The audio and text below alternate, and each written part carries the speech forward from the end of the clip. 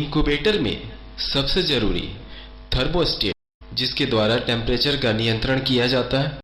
Thermostat के ऊपरी knob को घुमाकर टेम्परेचर को कंट्रोल किया जाता है।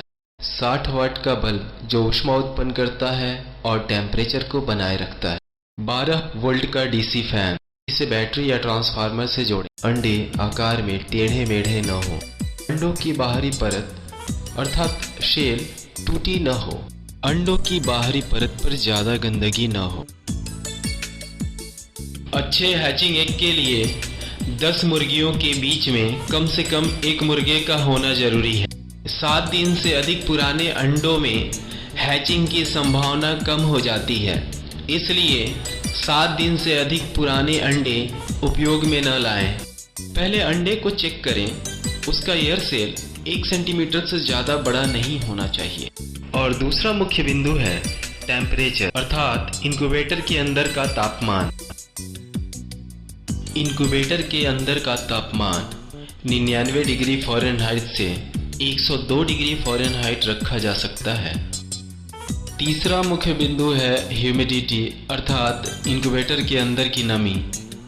इनक्यूबेटर में अंडों को रखने के बाद 17 दिनों तक ह्यूमिडिटी 40 से 55% रखनी चाहिए।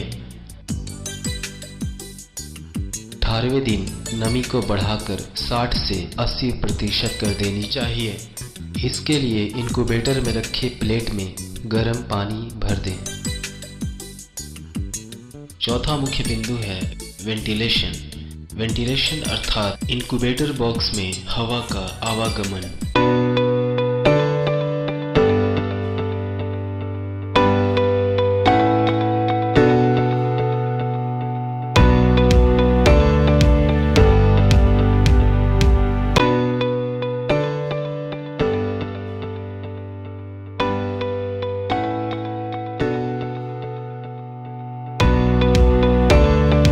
अंडों को 15 दिनों तक घुमाते रहना जरूरी होता है।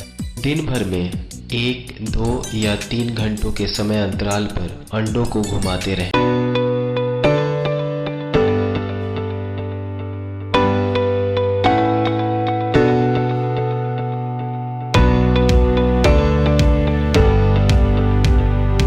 पहले दिन अंडों की जांच करने के बाद अंडों को सावधानीपूर्वक इनक्यूबेटर में रख दें।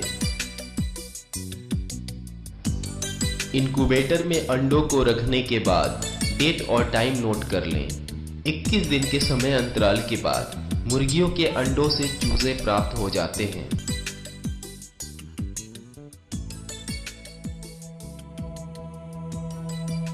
इनक्यूबेटर में अंडे का चौथा दिन। चौथे दिन तक अंडे के अंदर चूजे के अंदरूनी अंग तैयार होते हैं। इनक्यूबेटर में अंडे का 7वां दिन।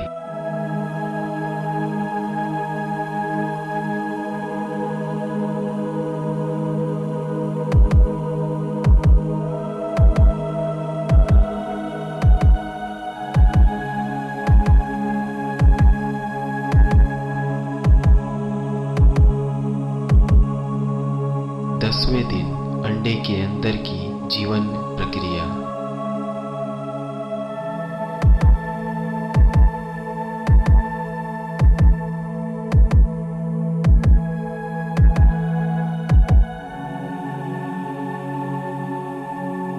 इनक्यूबेटर में अंडे का 14वां दिन।